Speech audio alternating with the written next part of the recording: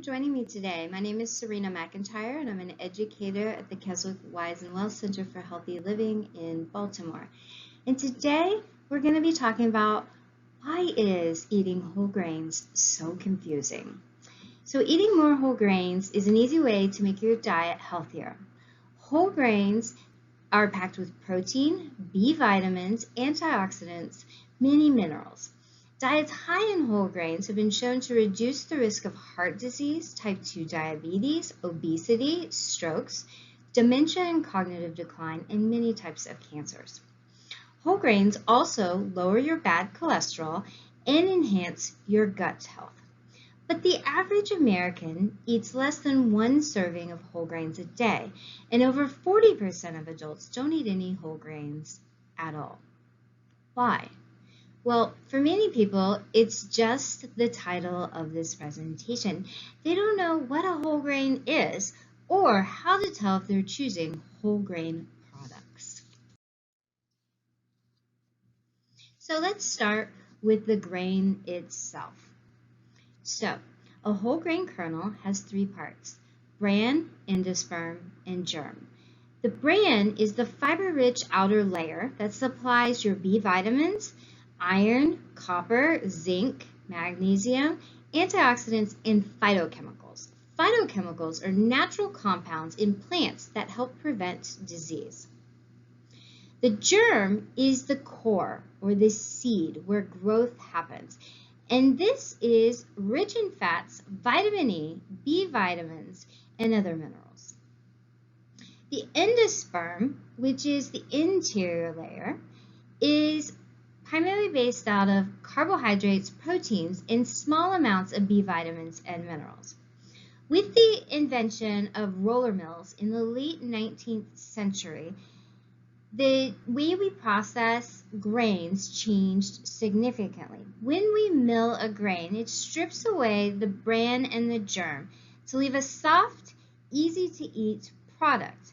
So to the right, this refined grain, which would be what white flour or white bread is made up of, has had its bran, where most of the fiber is, and its germ, where most of the nutrients are, processed out, leaving only this starchy endosperm middle layer.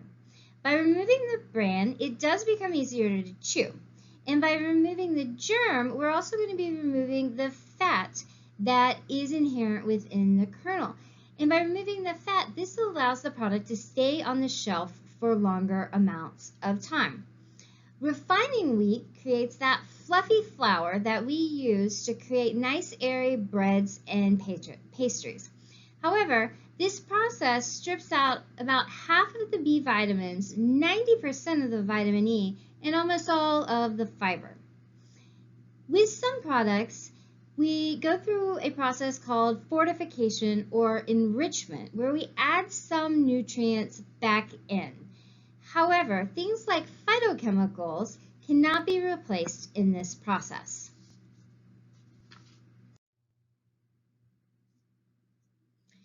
So one of the things that people ask is, how much am I supposed to eat and what am I supposed to eat? So the daily recommendation is for 6 servings of grain foods per day. And at least half or 3 servings should be 100% whole grain. Some examples of whole grain products are whole wheat, whole oats, brown rice, whole rye and barley, wild rice, buckwheat, bulgur, cracked wheat, quinoa, sorghum, whole corn, and even popcorn. So just to give you an idea of what servings are, a cup of oatmeal is equivalent to 2 servings of a whole grain. If you have a sandwich and you put it on whole grain bread, you're going to get 2 servings of a whole grain. So right there, just with your lunch, you have met 2/3 of your minimum whole grain requirement for the day. One of the things that people say is, okay, I get that. However, what and how do I know that this is actually a whole grain? So let's break it down here. So if the product is whole grain, the very first ingredient is going to say whole grain or whole wheat or whole some other type of grain. Or I might say gram flour or stone ground whole oats, whatever that might be. This is going to tell you right now that there is no refined white flour here. Many products have multiple whole grains, but they are all whole grains. There is no refined milling, so the bran and the germ are intact. There's another classification of whole grain called whole grain white bread. And this is made from white wheat rather than red wheat. And this is the same thing. It is going to be 100% whole wheat only if it actually says 100% whole grain white wheat. Otherwise, it will have some partial amounts of refined flours. This product has been primarily made and marketed towards children and those that are not ready to adopt the whole wheat mentality. So then it gets a little tricky. So some whole grains and no whole grains. So if your label says something like 12 bran, 7 wheat, multigrain, 9 grain, wheat flour, semolina, stoned wheat, things like that, that's going to tell you that there is likely some whole grains, but most of the product is going to be made up of refined flours. Okay? Does not matter that there's still wheat and oats in here. It is not a whole grain oat, so part of it has been milled out. Then, if your label says something like enriched wheat flour, unbleached wheat flour, that's going to tell you right there that that is not a whole grain item. Okay? These are entirely refined flours. So there is no bran and no germ. Okay? If it then says enriched on it, all that means is that they have stripped out certain vitamins and minerals and they have gone back through and added them back in. And typically they'll add back in B vitamins, vitamin D, iron, and calcium. Now, the bottom line for this is if your first ingredient says whole grain, it's going to be 100% whole grain. If your first two ingredients are grain, but only the second one says whole grain, that's going to tell you that somewhere between 1 and 49% of this product contains whole grain, so not a whole grain product. Now, much of what people focus on in terms of whole grains is the fiber content. However, whole grains are needed way more for the nutritional value and the disease fighting and the long-term health benefits of a whole grain over necessarily the fiber content. For example, the fiber actually varies significantly from grain to grain. Something like rice has about 3.5% fiber, whereas barley or bulgur has over 15% fiber. Now, the other thing to remember is that you can have a high fiber item without having any whole grains in it. So while both whole grains and fiber are both important, they are not interchangeable in terms of their health benefits. So where do I go next? Like, what do I do? Read the label. That's probably the first place to start in understanding, do you have a whole grain product and how much whole grains are associated with it. So on a nutrition label, first things first, look at the serving size. So for this one, this is 2/3 of a cup and there's 8 servings in this product. Then underneath the total carbohydrate section, it's required that the amount of dietary fiber be listed. This one here, for 2/3 of a cup of this food, it has 4 grams of dietary fiber. This right here will give you a good idea of, is this a high fiber food, a good source of fiber, or just whether or not it has any fiber. So, rules of thumb here. If the product has 5 or more grams of fiber per serving, it is a high fiber food. It is considered a good source of fiber if it has more than 2.5 grams per serving. Anything below that is not considered a good source of fiber. So where do you go next to identify your whole grains and your fiber? The last place is the ingredient list. You want to look at what the top few ingredients are. if the top ingredients are whole grain and the first ingredient specifically is whole grain, you know you're going to have a whole grain product. So identifying what the main ingredients are. So we're going to take a further look at this. So on your ingredient list, I have two labels here for you. Both of these are for a bread. So on the left, we have a whole grain bread. So if you look at it, its first ingredient is whole grain oats. Its second ingredient is whole grain wheat. This is going to tell us this is a whole grain item. Now, when you're looking at an ingredients list, the first ingredient listed is what is most abundant within that product. And whatever is the last ingredient is whatever the package has the least amount of in it. So that gives us an idea of order of importance. When we look at the label on the right, this is enriched flour. So right then and there, this tells us that this is a fully refined grain. This is white bread or white flour. Okay, this is not a whole grain product. So we're going to choose the left and not choose the product on the right to get our whole grains. Now, as I've discussed before, the idea of our whole grains provide health benefits, vitamins, nutrients, fats, and proteins. They also provide fiber as a source, but the fiber that's associated with your whole grains is not as significant as many people think. Okay, in terms of fiber, fiber is very, very important though for your health as well. Fiber comes in two different kinds, and we get each of the different type of fiber from various different types of food.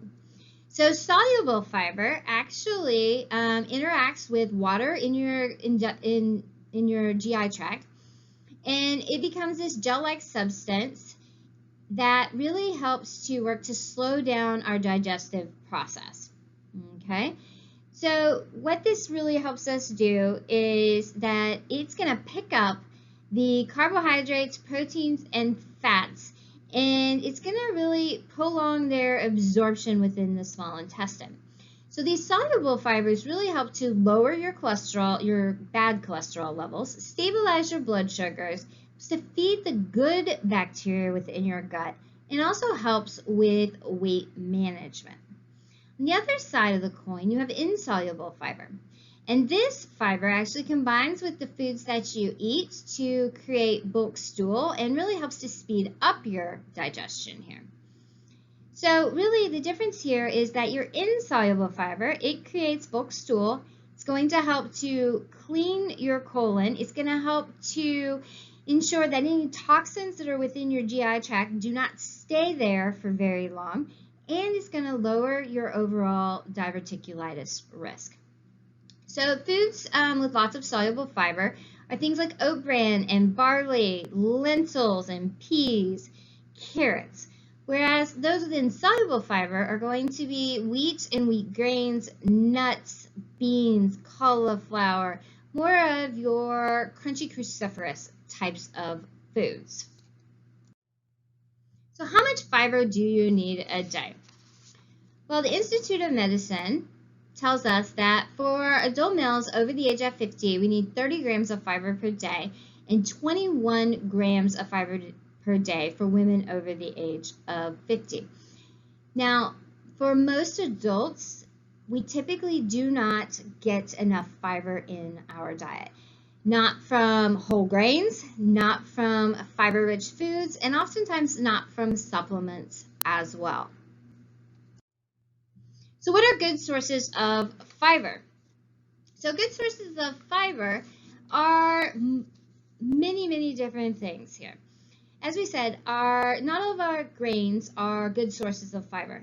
In reality, most grains only yield somewhere between 1 to 4 grams of fiber per serving. So really, most of our good fiber sources are going to come from fruits, vegetables, and beans. So if you look at the list, avocado, pears, apples and fruits with the skin on them, broccoli, cauliflower, kale, barley, beans, and lentils, all of those things. So most of our fiber really should be coming from our fruits, our vegetables, and our beans. So how, if whole grains are so important, how do I get more? How do I ensure that I'm getting enough whole grains and that I'm choosing the right ones? Well, here's some easy tips here. For one, look at that label. Choose whole grain products. So as we talked about before, if you have a sandwich on whole grain bread, you're going to meet 2/3 of your daily whole grain minimum requirement. When you snack, because we as Americans love to snack, choose whole grain snacks, crackers, rice cakes, things like that. Now, you still need to check the label here because unfortunately a lot of these snacks also contain high amounts of fat, calories, and sodium. So still read that label. Starting your day off with a whole grain breakfast cereal is great. It's an easy way, it's a quick way to get a serving or two of whole grains first thing in the morning. Same thing though, remember that watch that sugar level, less sugar is better, and choose a product that has some amount of fiber in it.